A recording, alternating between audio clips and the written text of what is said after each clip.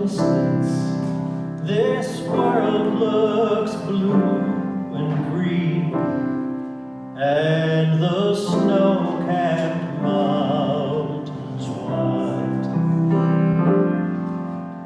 From a distance, the ocean meets the stream, and the eagle takes to flight.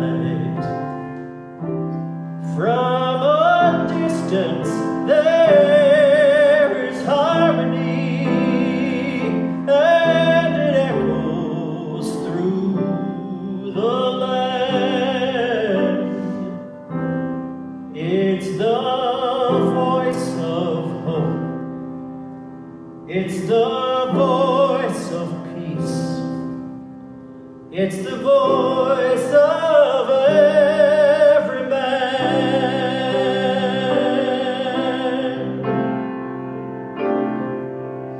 From a distance, we all have enough, and no one is in need. There are no guns, no bombs, no diseases, no hungry mouths to feed.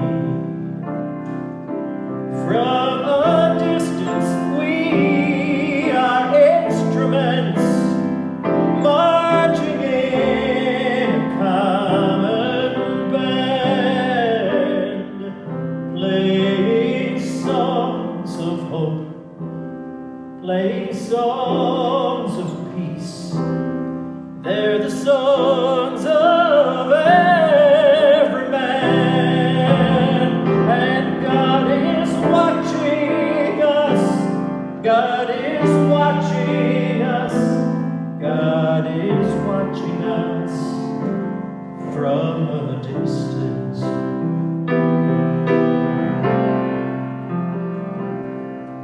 From a distance, you look like my friend, even though we are at war. From a distance, I just can't comprehend what all this fighting is for.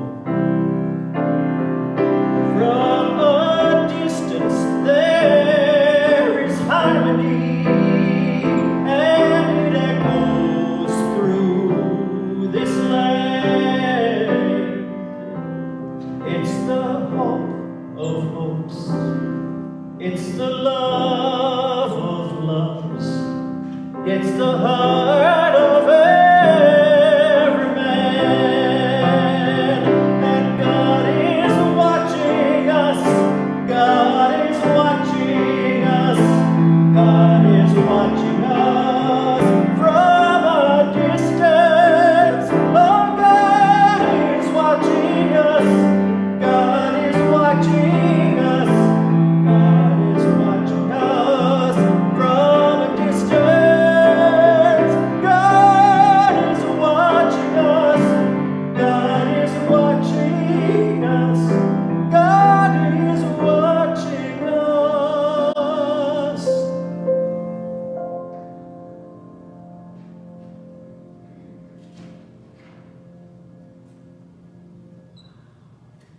And I am going to read to you now from Hebrews chapter 13, verses 11 through 16. The bodies of those animals whose blood is brought into the holy place by the high priest as a sin offering are burned outside the camp. Likewise, Jesus also, that he might sanctify the people through his own blood, suffered outside the gate. So let us go out to him outside the camp, bearing his reproach. For here, on this earth, we do not have a lasting city. Rather, we are seeking a city which is yet to come. So through Jesus, then, let us continually offer up a sacrifice of praise to God, that is, the fruit of lips that give thanks to his name.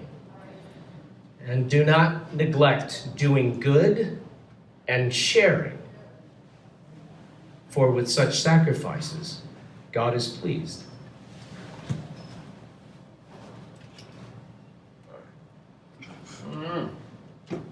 So, in the book of Hebrews, they're referencing what we call Yom Kippur, which is the Day of Atonement. So the way that worked was, when Leviticus is interesting, because when you're reading it, you can actually see that in some sense you could refer to the earliest Israelite religion as kind of a work in progress, because God kept having to tell them what to do and adding things, now do this, now do that. But they tried experimenting a little bit. So Aaron was the first high priest, and so we already know he tried experimenting with the golden calf. That did not turn out well. And then he had two sons who were then consecrated as priests, because the whole priesthood was going to be a family lineage thing.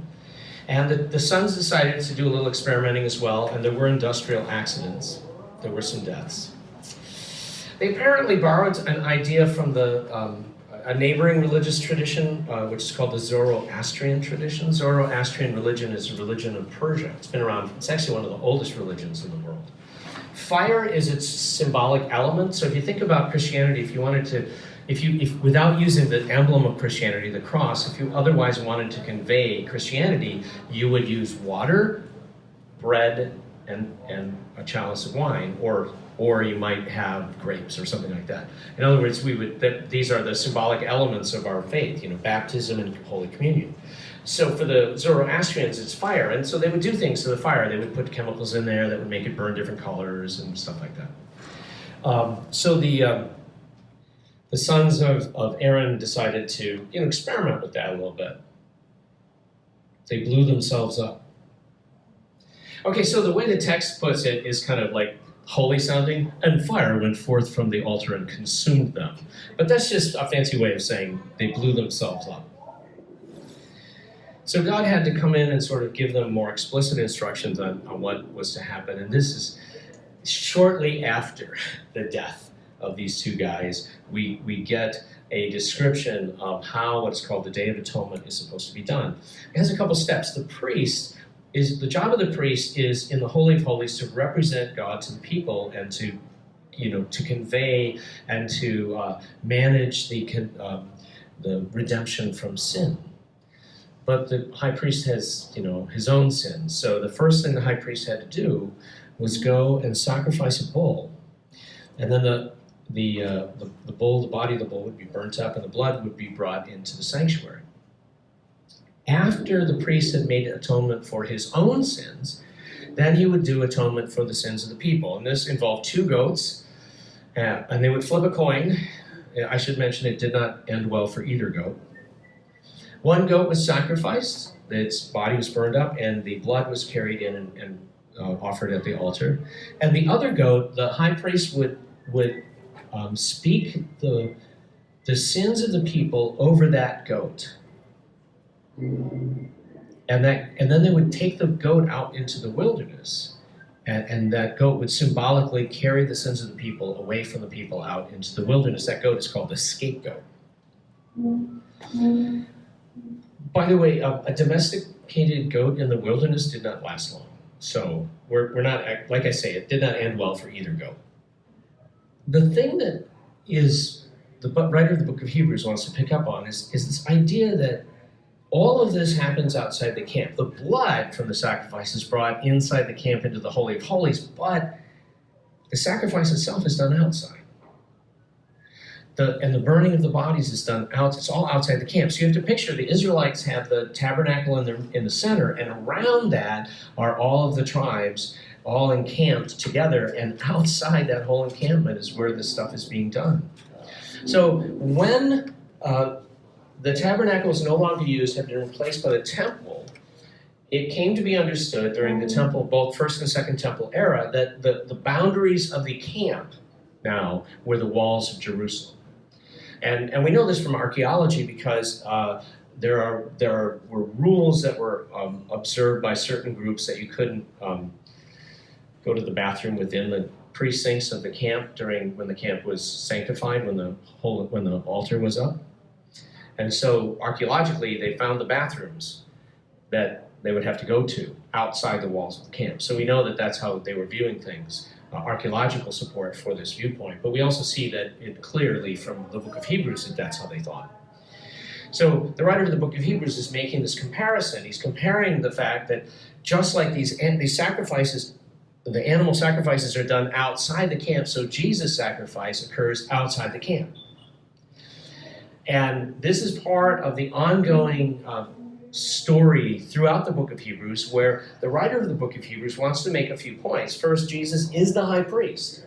But unlike the high priest in Leviticus, and from then on, who has to make first a sacrifice for his own sins, Jesus does not have to, because even though Jesus has been tempted in all things, even as we are, yet without sin. So there's no need for that sacrifice to occur.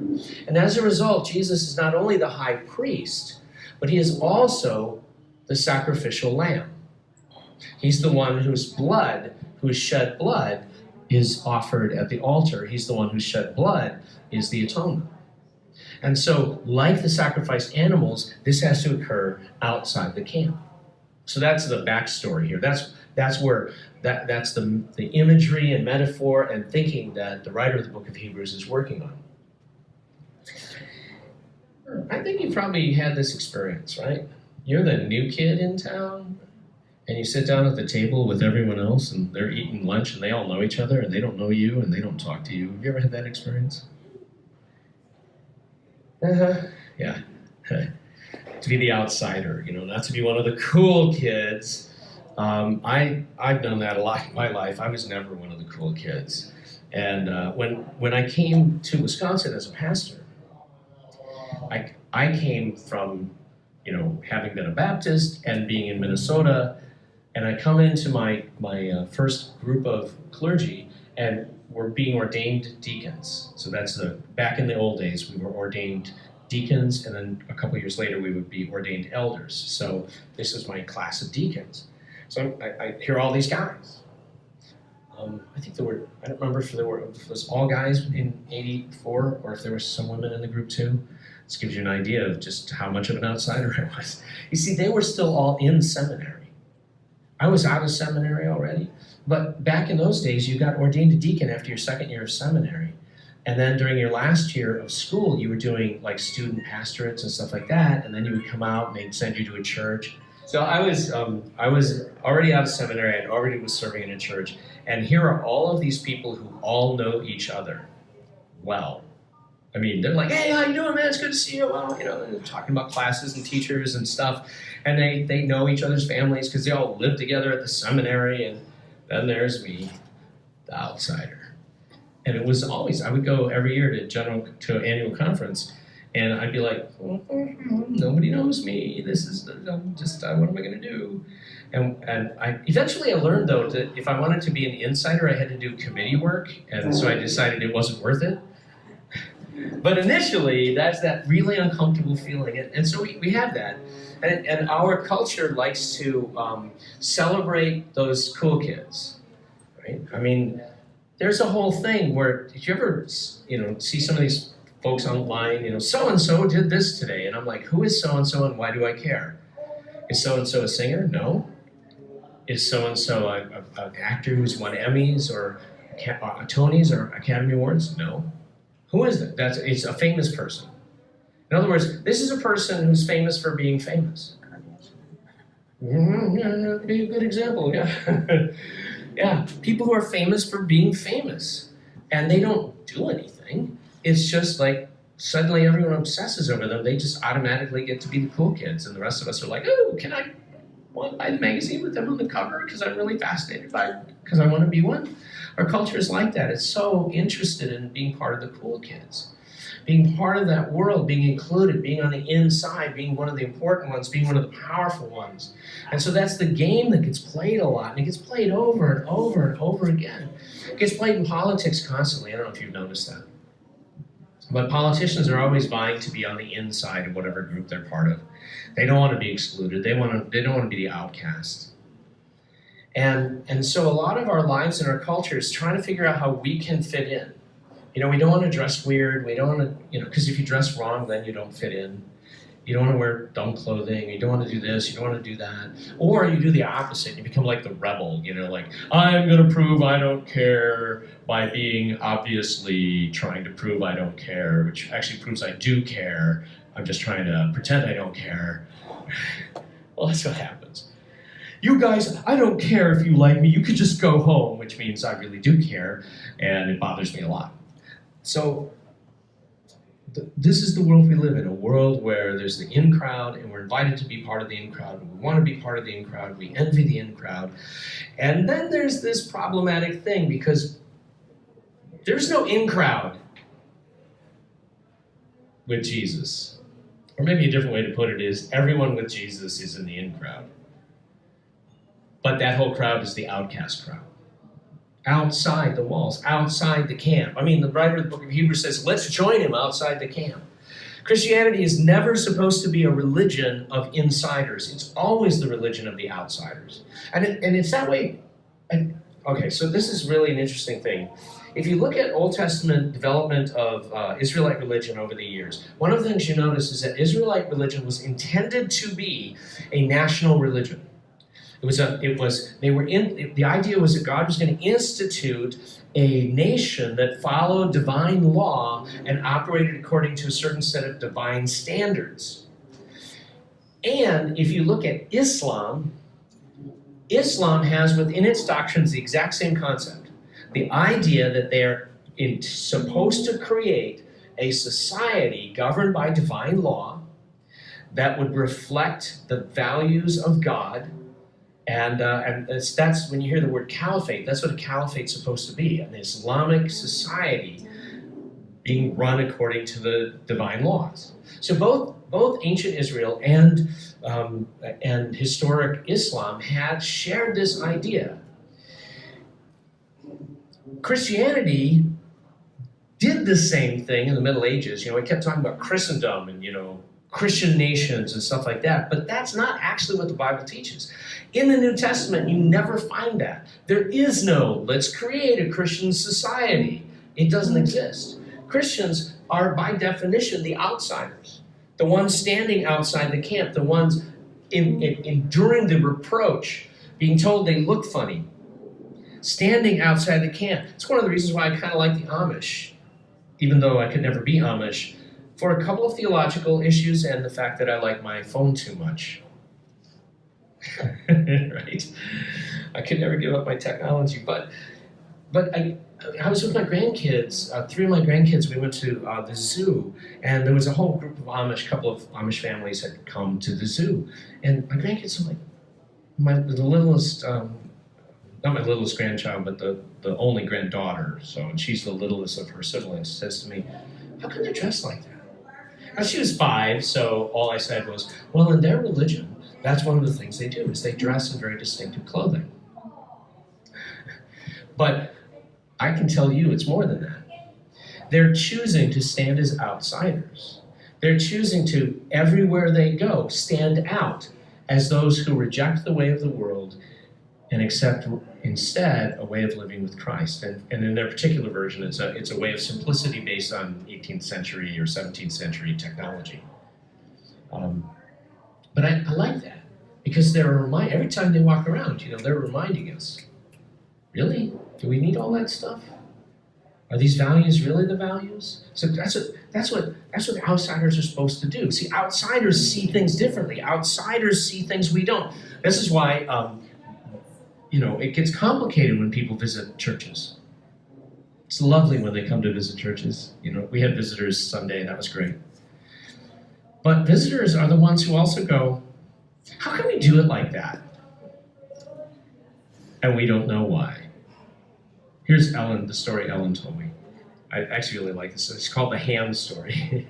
So this couple gets married, and the wife happens to make dinner, and she's making the ham. She cuts off the end of the ham. And the husband's like, that's weird. Why'd you cut off the end of the ham? That's my favorite part. And the wife said, I don't know, that's how my mom told me to do it. So they went and asked Mom, hey Mom, how can we cut off the end of the ham? And Mom went, I don't know, that's what Grandma always did. Let's go ask Grandma. So they went and asked Grandma. Grandma's like, I don't know, that's what my mom always did. So then they went and asked great-grandma. She was in the nursing home, but still sharp as a tack. They said, how can we cut off the end of the ham? Grandma said, oh, my pan was too small. He did a pretty good job Did a of pretty that. good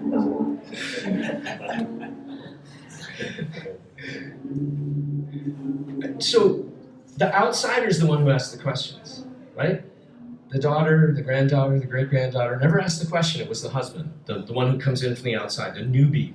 That's what they do to us. They also are the ones who are to spot the injustice that we get used to. I mean, we get completely comfortable with injustice, right? You get used to it. That's why it makes us kind of weirdly uncomfortable when somebody starts talking about, you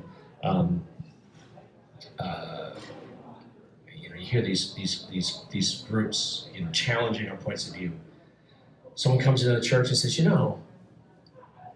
why don't you get a ramp so that people in wheelchairs can come in? Oh, we don't mind picking you up and carrying you in. Why don't you get a ramp? They're so expensive. We don't need a ramp. It would make the building look ugly, right? Because we're not in, if you're not in a wheelchair, you're not thinking about that stuff. The minute you're in a wheelchair, it's like, I'm so glad. Where's the ramp? Where is that ramp? Right? But no wheelchair? You're just like, why do we need a wheelchair?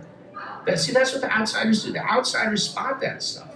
The outsider's the one who's not in a wheelchair, but who says, you need a wheelchair ramp. Because people can't come in here who don't have, who are in wheelchairs. They can't come in here. You need a wheelchair ramp. That's so expensive. Yeah, but you need one. That doesn't make us happy, but that's the job of the outsider. The outsider always shakes things up, always dumps things on its head. So there's no political viewpoint that is divinely inspired. Okay, let's get clear on that. I know everyone thinks that God votes, Democrat or Republican or whatever. And that's simply not true. I mean, if you think of the systems of government that we describe, and the systems of economics we describe, the gospel of Jesus Christ and the outsider viewpoint always takes that stuff and goes, nope, let's flip it over here. See where the injustice is, let's turn it over. Let's flip it like a pancake and asks the question, what does it look like if we turn it on its head? What does communism look like when it's turned on its head? What does socialism look like when it's turned on its head? What does capitalism look like when it's turned on its head? That's what the gospel does. I mean, we do our best, and we have our political viewpoints, and today I hope you vote in the primaries. But we think God is choosing, like God has a point of view on this stuff. God does not. God wants us to love. There are lots of different ways to have a loving, blessed society. I've been in, some really cool societies that were not democratic, and were monarchies, and they were great. And democracy doesn't always work, right? There's no magic human institution. The outsiders are the ones who always stand there and go, there's no magic institution. And everyone says, so just be quiet, shush, shush, shush. Be good citizens. But they don't. You know why? We do not seek a lasting city that's here on earth. We seek a city yet to come. That's what the writer of the book of Hebrews is saying. The Christian faith is an outsider faith because it seeks a city that is yet to come. It seeks a heavenly city, the New Jerusalem, and that changes everything. Doesn't mean that we're not supposed to be part of this world and good citizens and stuff like that, but it does mean that we are supposed to stand on the outside, that we're supposed to identify with the outsiders, with the marginalized, with the forgotten, with the fringe people, the ones Jesus calls the least of these. Whatsoever you do to me. That's where we're supposed to be. That's who we're supposed to be. It's not a comfortable place because you know what? It still feels weird when you're, not the cool kid. When you're sitting there and everyone's talking to each other but not to you. When you're the one who they kind of look at askance and strangely. It's very uncomfortable. You have that experience. Yeah. Yeah, that's not a comfortable place to be in. So it's easy to envy the world. But what we got is worth way more than what the world has to offer. And so if we step out to the camp, we become part of a different way of living, a way in which we offer a new kind of sacrifice. There's no more a temple in Jerusalem, so no more animal sacrifices to be made, but we offer a new kind of sacrifice, and the writer of the book of Hebrews tells us what it is. 3 things. Number 1, the sacrifice of praise to Jesus. Number 2, the sacrifice of good works. And number 3, the sacrifice of sharing what we have with others. And he tells us these kinds of sacrifices are pleasing to God. This is the role of the outsider. This is who we are, or at least who we're supposed to be. Can you find out a prayer of response? We're going to pray that together. Outside the camp is an uncomfortable place because I want to belong. I want to be part of the in crowd. But the outsiders are the ones who make change and upend the status quo. The outsiders are the ones who expose injustice, who restore the outcast and excluded, who reframe and re-envision what is possible. Lord Jesus, you who were taken outside the camp and there accomplished atonement with your own blood, have become the Lord of the outsiders. So I will stand outside and I will offer the sacrifice of praise and the sacrifice of goodness and the sacrifice of compassion. And when I look into the camp at those who are the in crowd, I will feel no envy, for I seek a lasting city and an eternal home. This is my hope and my confidence in you. Amen. I'm letting out this fire tonight that's burning in my spirit. I'm gonna dance with all my might. I don't care who sees it. I'm gonna let it wild, be just like a child and say, I love you, Lord. I might make a scene tonight. I might come unraveled. I gotta get undignified, breaking off these shackles. I'm gonna let it wild, be just like a child and say, I love you, Lord. I gotta say, I love you, Lord. Oh, I've got a love on fire. I've got a love on fire. The kind of love that won't burn out. I've got a love on fire. I've got a love on fire. The kind of love that won't back down. Praises like a raging flood pouring from my spirit. The deep is calling out too deep. All my heart can feel it. I'm gonna let it wild, be just like a child and say, I love you, Lord. I gotta say, I love you, Lord. Oh, I've got a love on fire. I've got a love on fire. The kind of love that won't burn out. I've got a love on fire. I've got a love on fire. The kind of love that won't back down. Oh, oh, oh, oh. I put on all my happiness and I put on this garment of praise. 'Cause you turn my mourning into dancing and you turn my light into day.